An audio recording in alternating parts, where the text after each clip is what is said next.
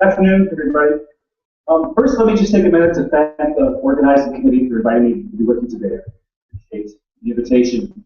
I think it's really a great thing when people from so many different nations can get together and talk about what's ever on their mind and what they care about. So I really am grateful to be here. Thank you. I'm going to talk about, I'd like to talk about some research I've been working on lately. This is sort of new stuff for me that I'll try to make it useful to you. If you heard Professor Grondler's very interesting talk this morning, you know he took you very effectively inside classrooms. What I'm going to do is sort of take you outside of classrooms for my talk. That's something entirely different than the very good talk he gave earlier.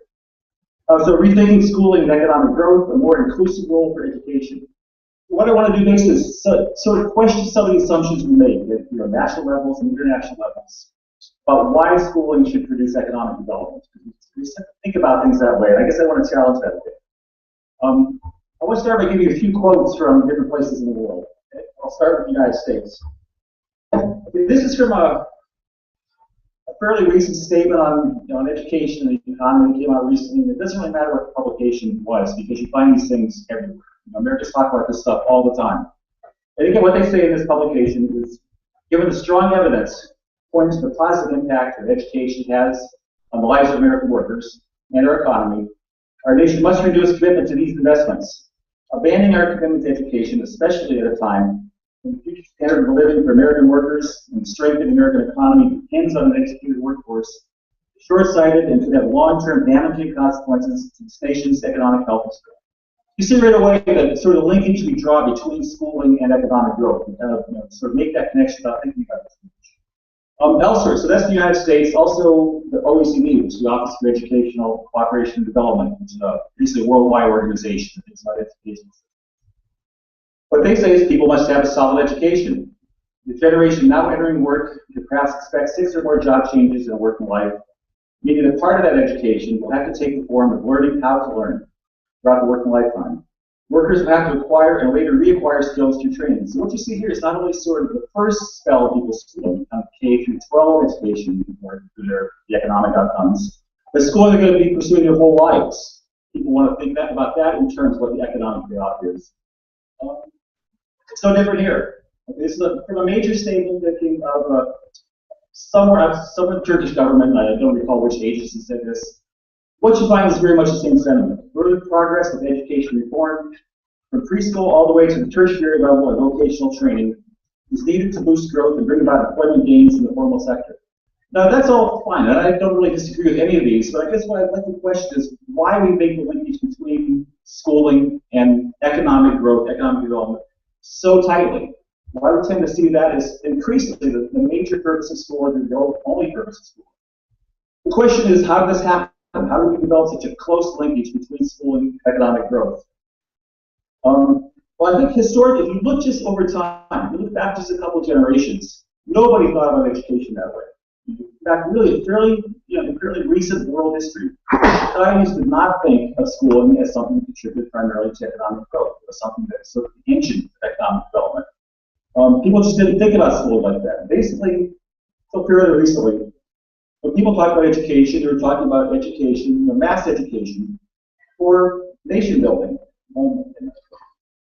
Again, before, until recently, again, before really post World War II, schooling was really something that was for the elite. It was the upper crust of Indian society, rather than the masses. The idea that education is something for common people, for more and more parts of the population, is fairly new. So what you saw then was the primary purpose of schooling for most of world history, really, then for the purpose of nation building. In other words, Russians built schools to produce Russian citizens. Swedes built schools to produce Swedish citizens. Americans built schools to produce American citizens. Turks built schools to produce Turkish citizens.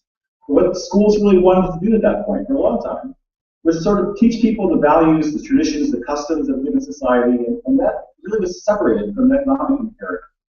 Other times, you could think of schools as being primarily there to produce military leadership. The Prussian schools in the early 19th century through the 20th century, for example, were really built around sort of a military model. That persisted for a long time. So fairly recently, the purpose of schooling in many parts of the world is for a religious sort of upbringing, religious, if not orthodoxy, at least have a common set of religious values. Schooling, for a lot of ways, was a means to produce political opinions or political values of some sort. All this was really sort of separated from the idea that schooling should produce economic growth. And the point I really want to impress is that's a new purpose of schooling. Where then do people look for economic growth? Because clearly society has always been concerned about economic development in the end. But I think for a long time, the source of job skills, the place where people were expected to learn the skills they needed to be workers, was in the home. The families were expected to be the primary sort of, socializing agents and thinking about the kind of skills people need to work. Later, different sorts of things. Entrepreneurs of different kinds, apprenticeship systems in Germany and elsewhere. Workplaces themselves were thought about. The ancient and economic growth of the workplace and skills to be taught there rather than in schools. Cities, probably urbanization is probably the greatest, kind of ancient economic growth ever. Cities really sort of had a lot to do with workplaces where they did. And schooling, again, schooling, the point I want to make is a recent newcomer to this whole project. The idea that societies expand through skills and through knowledge and things like that really left out schooling until it's fairly. But what you find now, again, in those three quotes I think I started off with, that demonstrate this pretty clearly. Education for economic growth is now the way we think about schooling. Not only in the United States, not only in Turkey, but basically throughout the world. We see a linkage now, we see the purpose of schooling more and more in strictly economic terms. Just a little bit, we can back up just a second, just a little bit of context for that. I think two sort of big trends that kind of will sort of influence everything I'm talking about today. Things kind of keep in mind when you think about the broader picture of school around the world.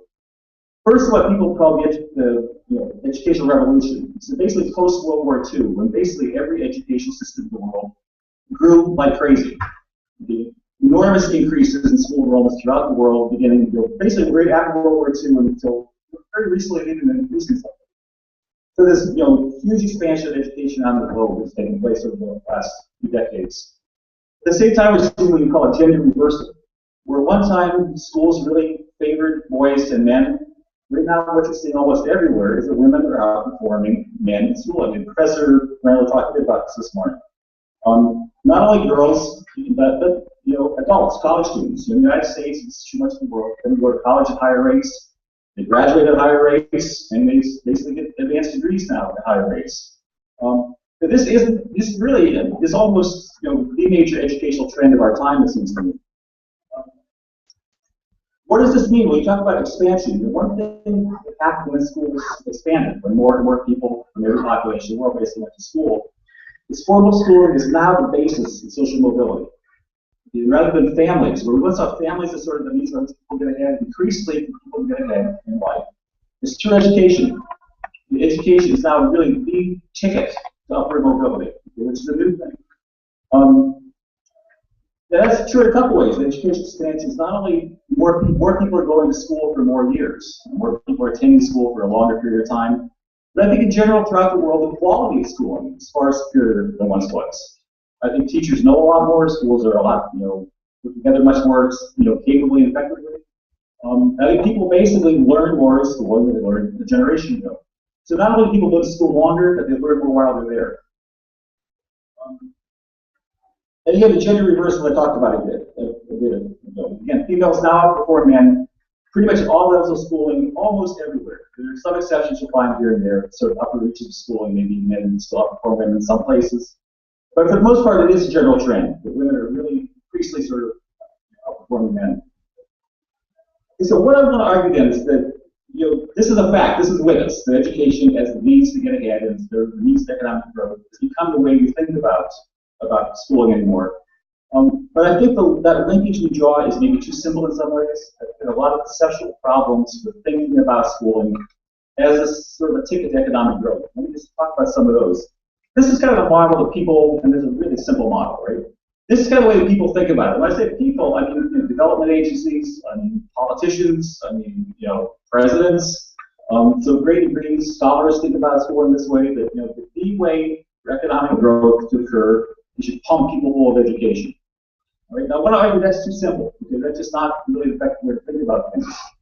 For one, it's not really clear what causes what. I think it makes just as much sense to say that the economic growth causes educational enrollments as is the other way around. What I mean by that basically is rich areas that are already economically well developed, are more likely to invest in education than less well developed areas, which is no big surprise, okay? But to say that education is being sort of that causal factor that's kind of pushing economic development along, I think overlooks the fact that maybe the other way just as much.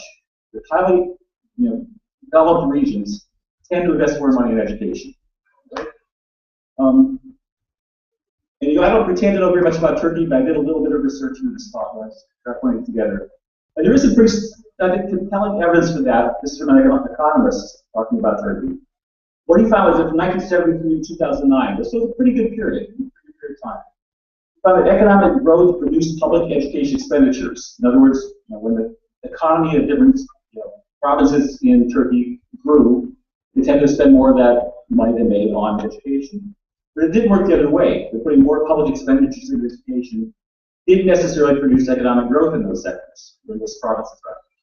Okay, so again, the direction of causation is not all better. Somewhat ambiguous sometimes. It could be something else. It could be rather than sort of this reverse causation, maybe both educational expansion and economic growth are caused by something else. Maybe some sort of X factor there, like this. Okay, it's causing both of them.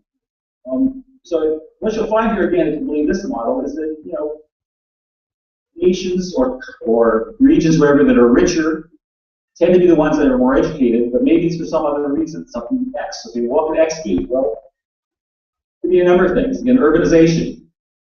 Countries that are heavily urbanized tend to be more educated and they tend to be wealthier. So what's causing what? Okay, maybe the urbanization is causing both of those things.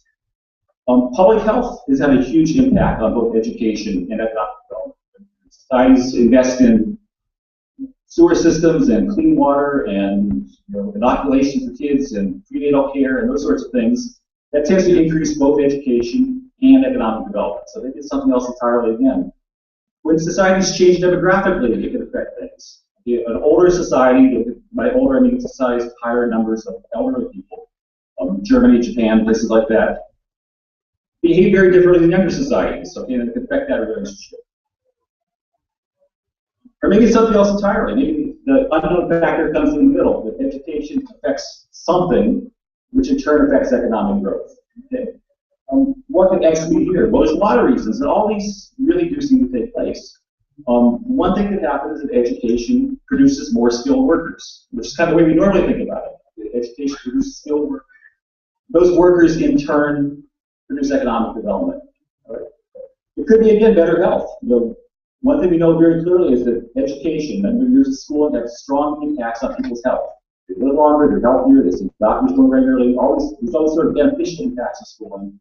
Maybe those things in turn, a healthier population, a healthier workforce, in turn leads people to lead economies to grow more rapidly. More educated people have different attitudes and beliefs. They have more, what you might think of as modern beliefs, more entrepreneurial beliefs, more personalistic beliefs. And maybe those sort of beliefs in turn lead to economic development. More educated people have smaller families, and you can find very direct linkages between societies with smaller families where the resources are spread out differently and then have more time to make reports, those sorts of things. And other kinds of societies, so maybe education produces family changes in ways that have economic effects. Certainly, too, education has all sorts of influences on creation of social capital, creation of social networks between people, and all those in turn have salutary effects. Also, and I'm not going to go into these in any detail, but just think about how you would figure out what the relationship is between how much money society puts into education and what kind of economic growth is taking place. That's a real difficult thing to measure properly. Different countries measure things differently. Different countries have better quality or poor quality data.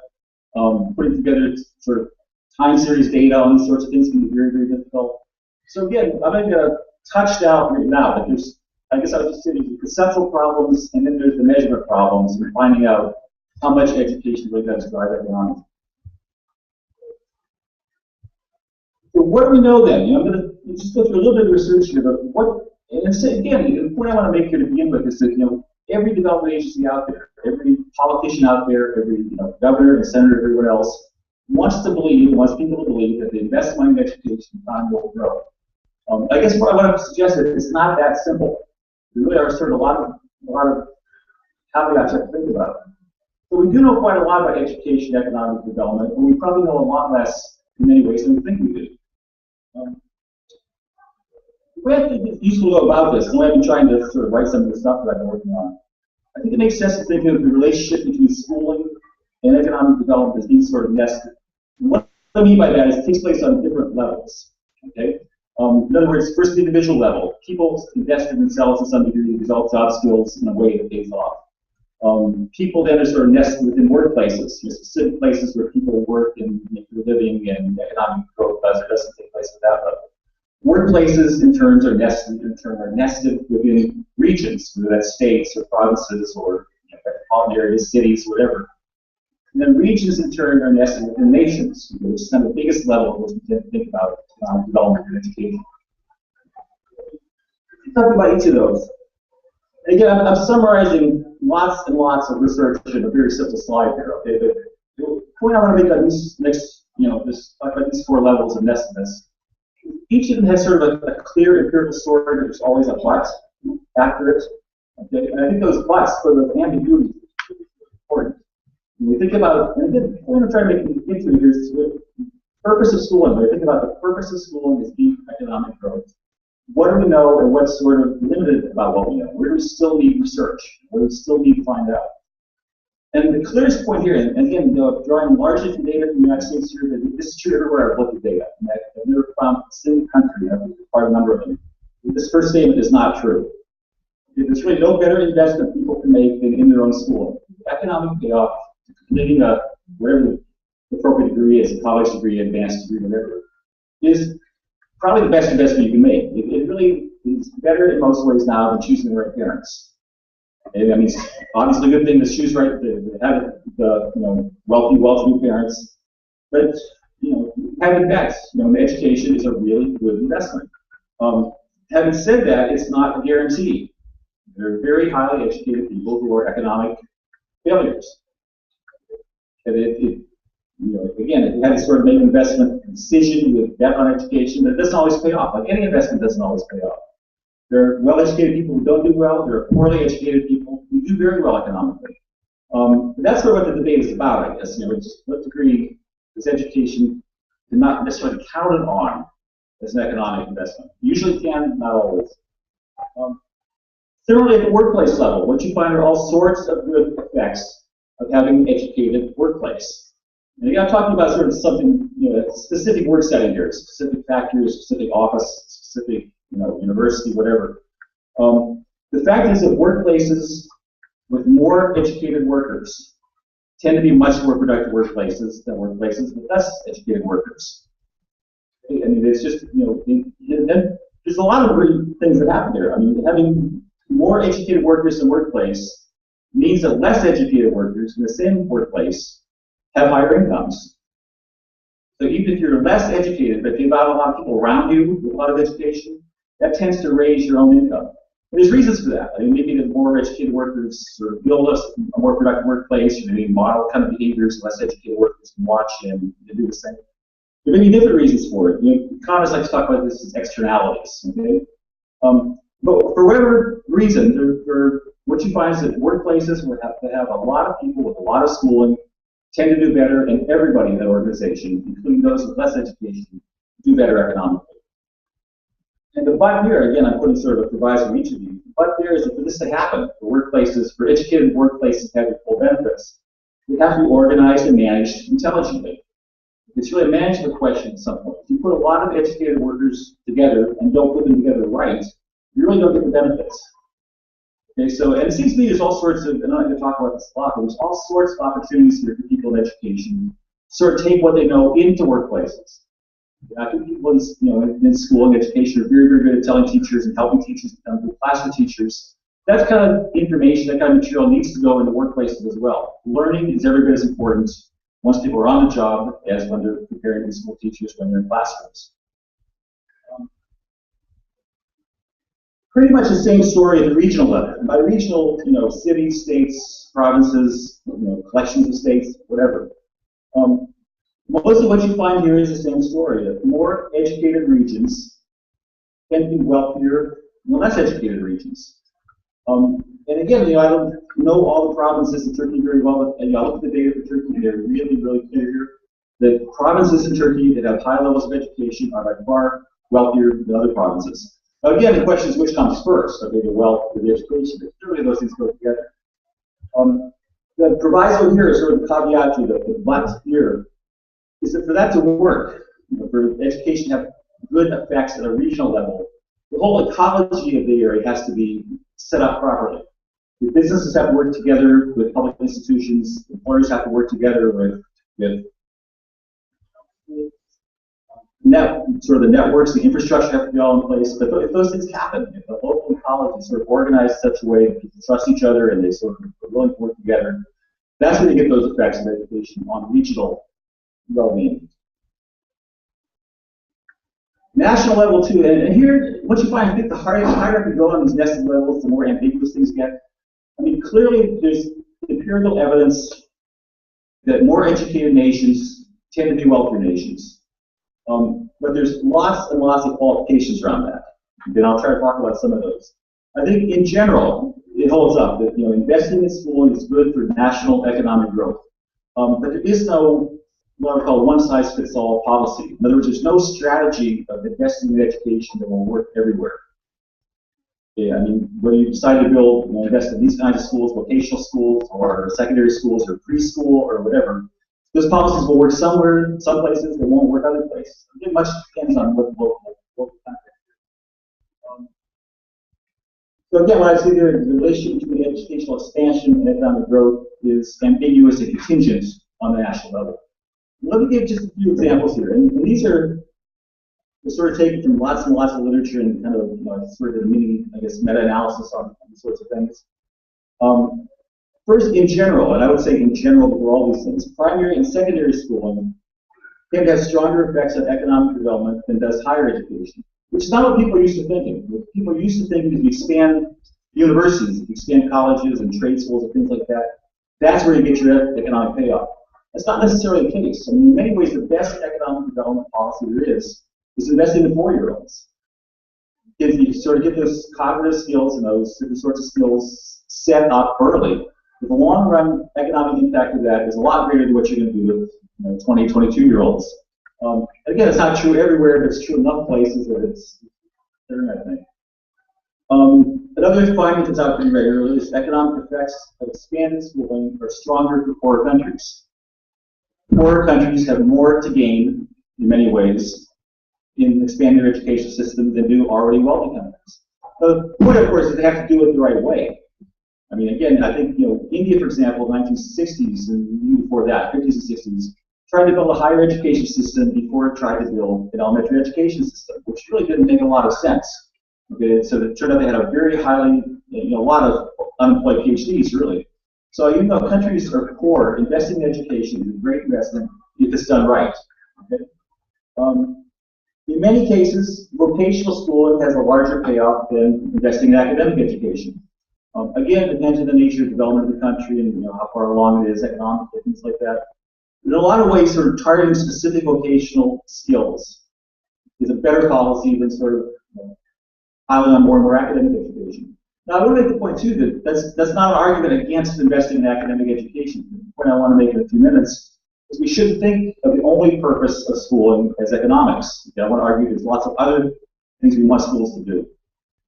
To some degree, too, you find that greater enrollments in science and engineering have bigger economic effects than do other sources of enrollments. Okay?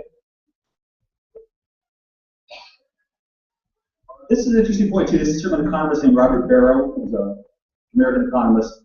We looked at a sample of countries from 1960 to 1985, and what he found was that economic growth didn't so much depend on how much an education system grew, but it depended more on sort of the amount of education there to begin with.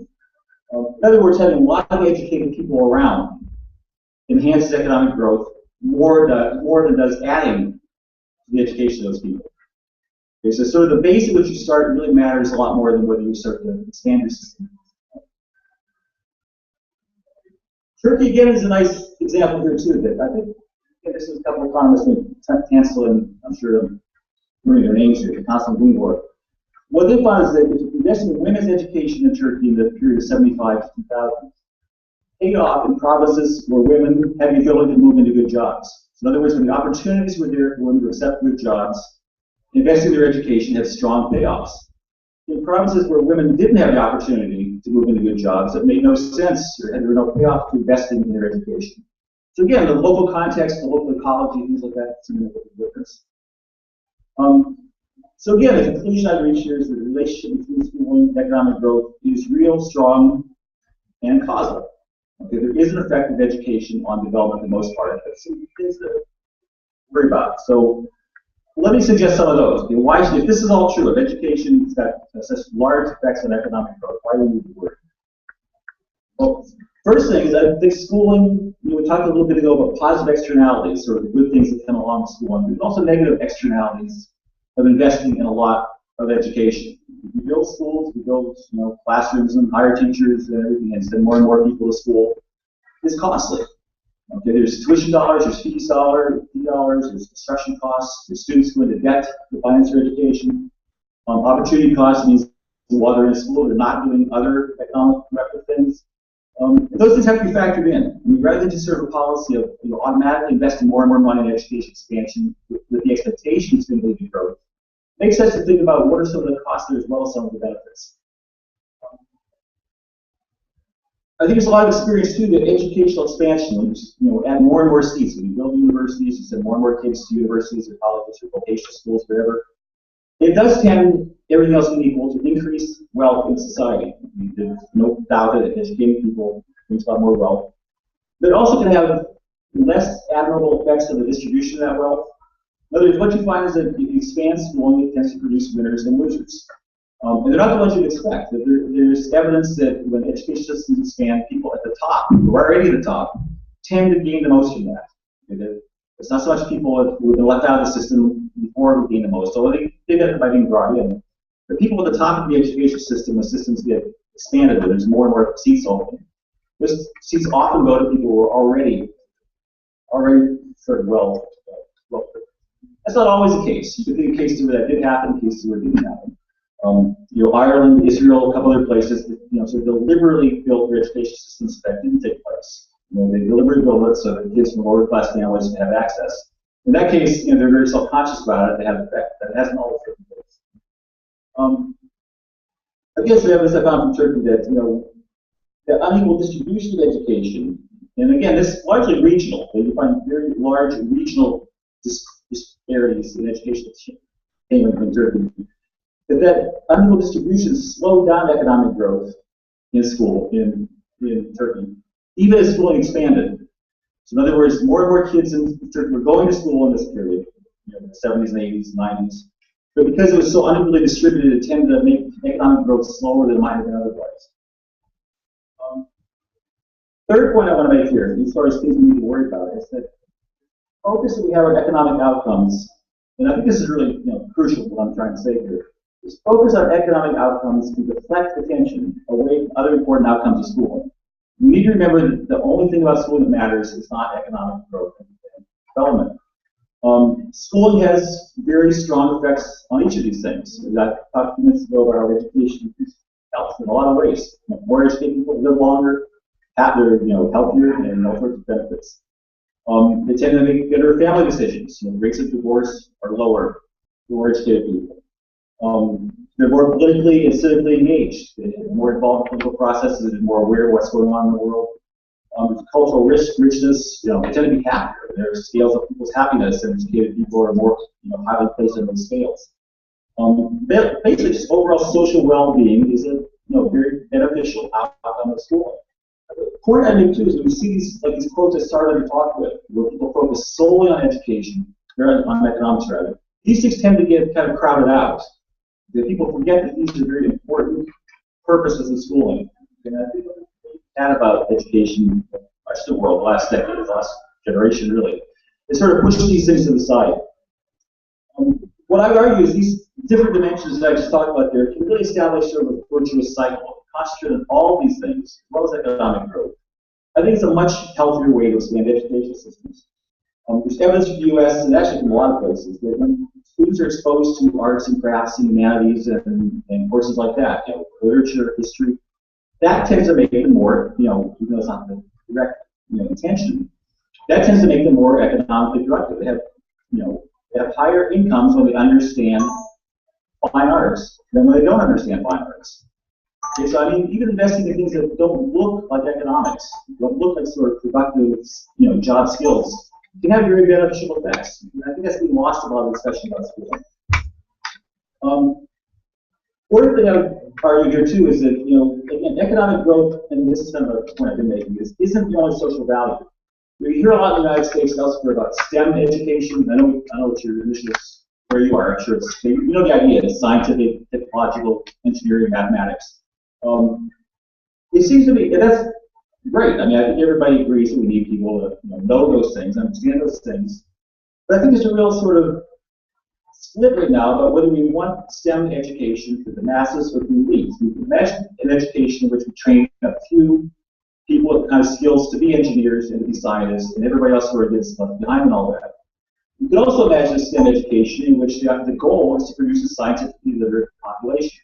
Whether people are going to be biologists or not, if they understand basic science, that's a good thing. Okay, maybe they're going to go and do something entirely different with their lives that have nothing to do with sort of scientific occupations. But understanding, principles of biology, principles of chemistry at sort of a literate citizen sort of level is a very different way to approach STEM education, and that's certainly the way we're approaching it in the United States, and my sense is in many other places as well. So I guess, I'm going to a few more comments. I think we need, and this is a research congress, so I try to make a few comments about this. We very simply need a whole lot more research. We need to understand how it is that education and economy are linked, and why people with more schooling can do better economically, and why nations should, and everything else. We need a lot more research that's very focused on a few things. I'm going to make just a few suggestions here, plus with a much larger agenda. Even at the individual level, I think we need to figure out how to build students of all sorts into sustainable and rewarding careers. What sort of skills do they need, not only to sort of get a job right away and kind of hold that job, but to kind of live rich, full lives in addition to that. How do you get people prepared to go to work, but not in a way that sacrifices their full development and their full passes and other areas of their lives? I think the workplace level, again, we need a lot more research. And this, again, as I noted a few minutes ago, I think this is really a place where educators have sort of not done as much as they could. And I think maybe the willingness of educators, people that understand curriculum, understand pedagogy, understand all those sorts of things, the willingness of those people to move into sort of cooperative relationships with employers, I think would really be a good thing. How do you design workplaces, permit ongoing learning, and the full utilization of people's skills? I think we know a few things about that. We don't know nearly enough about that.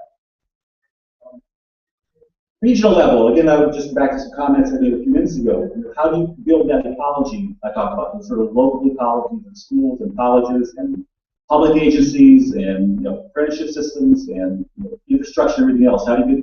And the word really that I didn't put on the slide I should have. The word that really comes out again and again there is trust. How do you get employers to trust schools? How do you get schools to trust employers? There are examples of that happening. I mean, we tend to think that there's sort of a single relationship here, but there are examples of this kind of synergies taking place. There's a lot of research on how that happens. National level, again, we need a lot more research. How do you align preschool through lifelong learning? National commitment to skill enhancement, personal growth, and economic and social prosperity. That's clearly a big call. The argument I would make is that if manpower agencies, if politicians and development agencies thought more about some of those things instead of personal growth, social prosperity, community building. If they thought more about some of those things rather than simply economic development, it would make a world of difference. It seems to me economic growth would be much more sustainable and make a lot more sense. We still need some critical research too. I mean, the things I'm talking about there were sort of, the research but not kind of necessarily a critical edge. I think we need to think hard about just what we're seeing at the same time. Schools and workplaces. What if the links between education, productivity, and prosperity and growth are what we think they are? What if it really is the case that they don't? Education doesn't pay off the way that we think it does. It's being sold as work. What if universities select on class rather than on ability? In other words, what if the universities are in many ways really a way for the well-to-do to maintain their privileges? It's a way for sort of upper-class folks to reproduce themselves over time. And maybe some of that, but I think we need to know to what extent universities are meritocratic institutions or the extent to which their institutions kind of pass on privilege across generations. What if employers use credentials for prestige or for skills? In other words, what if employers aren't so much choosing highly educated people because they know they'll be better workers, but because they just like having credentials around, because they like having people with law degrees because it enhances their status and things like that. And what if gatekeepers at college level, university level, employment office level, whatever? What if they're keeping talented people out because they're not the right race or gender or ethnicity or whatever? And what if that happens? My sense is that in general, those processes are probably less prevalent than they once were. I think, I get shot as a sociologist for saying this, but I think in general the world is in many ways fairer than it was a few years ago. People who are skilled and talented and ambitious do have a pretty good chance of doing well. But I'm not going to deny these things are operative at the same time. All these kind of things I talked about as far as exclusion and keeping people out and inequalities really do persist, okay, they need to be studied. Few final comments. I'm running short here, so I'll move along. Just a few final thoughts on kind of this whole linkage I've been trying to establish between schools, workplaces, economic growth, and so on. Again, it's a development policy, and again, I think every society basically in the world, in education, is the cornerstone of its development policy. All right. I think we need to recognize that expanding education has distributional effects as well as productive effects. In other words, education is, when it expands, some people stand to gain more from that than other people do. You can expand education systems in a way that increases equality or in a way that decreases equality. And I think people just need to be a lot more sort of self-conscious about what happens when you build an education system, how you make it. It seems to me, too, that educational policies, I'm talking here primarily, again, about manpower policies or job skills kind of policies, need to be coupled with employment and welfare policies. We need to expect that people are going to move in and out of employment, that they may want to need some time away from employment for a while to raise families or to train for different jobs and things like that, without sort of sacrificing things too much.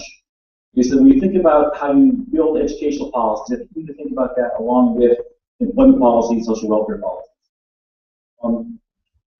Absolute crucial point, and I've made this point pretty strong when I talk about national differences, is what works varies across settings. What's going to work in Turkey in 2014 isn't what works in Turkey in 20 years ago. It's sort of constantly demands to find. There's no kind of one size fits all again. Think about how to make more people's lives better through education. It really requires lots and lots of sort of fine tuning and modifying and adapting as you go along. And the point I really want to make strongly too is we need to think about other things that matter with education. We need to think about not only economic growth and job skills and making people better on spreadsheets, but we need to think about art and music and civic life and personal development and health and happiness and all those things that's not only legitimate outcomes of education, but highly desired outcomes of schooling. But I guess in short, to begin with, there was a terrific book written in sociology a few years ago called Society, and I would just close with that. What we need to think about schooling, economic growth, social development, community development. We need to think about what a good society would be, what it would look like, and how it would incorporate all those different sorts of things. And, thank you.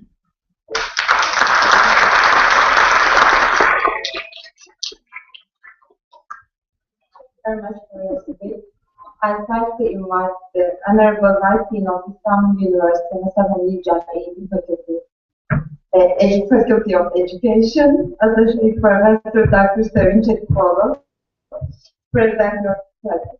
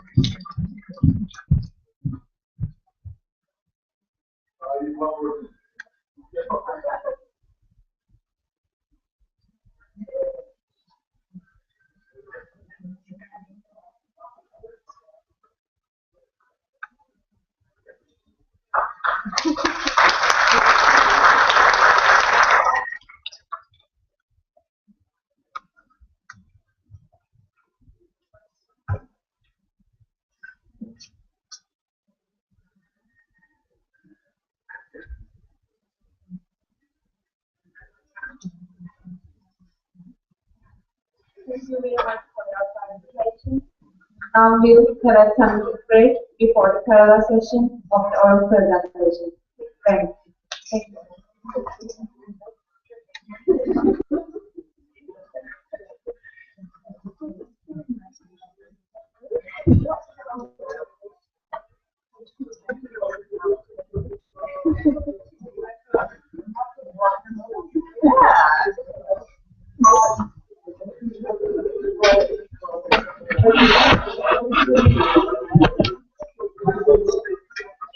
Somebody comment on